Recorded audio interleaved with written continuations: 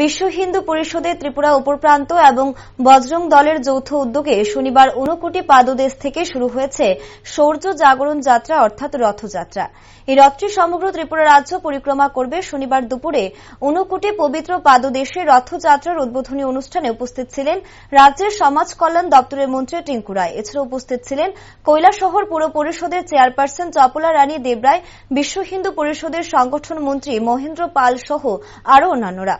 ঊনকোটি পূর্ণভূমিতে রথের পুজো অর্চনা করে রথটি ঊনকোটি জেলার জেলা সদর কৈলাসহর শহরে প্রবেশ করে বিভিন্ন রাজপথ পরিক্রমা করে 52 চণ্ডীপুর বিধানসভা কেন্দ্রের বিভিন্ন অঞ্চল পরিক্রমা করে কৈলাসহরের টাউন কালী মন্দিরে এসে এক ধর্মীয় সভায় মিলিত হয়। এরপর রথটি ফের শহরে বিভিন্ন রাজপথ পরিক্রমা করে উত্তর জেলার ধর্মনগরে চলে যায়। এভাবে সমগ্র ত্রিপুরা রাজ্য পরিক্রমা করবে রথটি। শৌর্য জাগরণ যাত্রা তথা রথযাত্রার গুরুর পূর্বে মন্ত্রী টিঙ্কু রায় সংবাদ প্রতিনিধিদের মুখোমুখি হয়ে জানান যে হিন্দু পরম্পরায় যুব সমাজকে রক্ষা করা, পাশাপাশি আমাদের দেশকে ও হিন্দু পরম্পরার সংস্কৃতিকে রক্ষা করতে গিয়ে যারা বলিদান হয়েছেন তাদের ইতিহাসকে যুব সমাজের সামনে তুলে ধরতে হবে।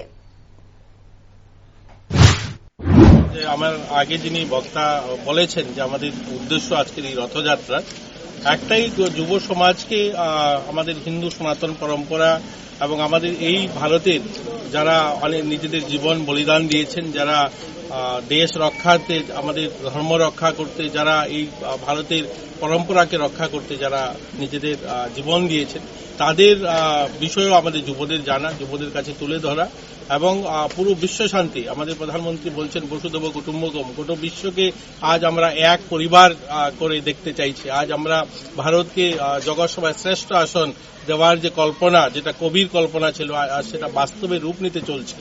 এই ভারতের যুবরাও যেন তাতে সামিল হয়, যুবরাও যেন হিন্দু সনাতন পরম্পরাকে এগিয়ে নিয়ে যায়, সেটাই মূল উদ্দেশ্য। এবং ত্রিপুরাতে আজ আমরা এই উত্তর প্রান্ত থেকে ঊনকোটি শৈবতীর্থ থেকে পবিত্র ভূমি থেকে আজ এই রথযাত্রা শুরু হয়েছে। এই রথযাত্রা শুধু উত্তর ত্রিপুরা শুরু করে একদম দক্ষিণ প্রান্তের মাতা ত্রিপুরা সুন্দরীর মন্দির সহ 14 দেবতার মন্দির হয়ে এটা আগরতলাতে পৌঁছাবে। তো আমরা সবার কাছে অনুরোধ করব, গোটা ত্রিপুরাবাসীর কাছে, যে সবাই যেন এই রথযাত্রায় সামিল হয়, সবাই যেন এই রথযাত্রাতে সবাই ভাগিদারি সবার অংশগ্রহণ করে এবং সবাই যেন এখানকার থেকে যে মেসেজটা অর্থাৎ এখান থেকে যে বলা হবে সেটা যেন জনজন অর্থাৎ প্রত্যেকটা মানুষের কাছে পৌঁছায়। এই উদ্দেশ্যে নিয়ে আজকের এই শুভ যাত্রা শুভারম্ভ।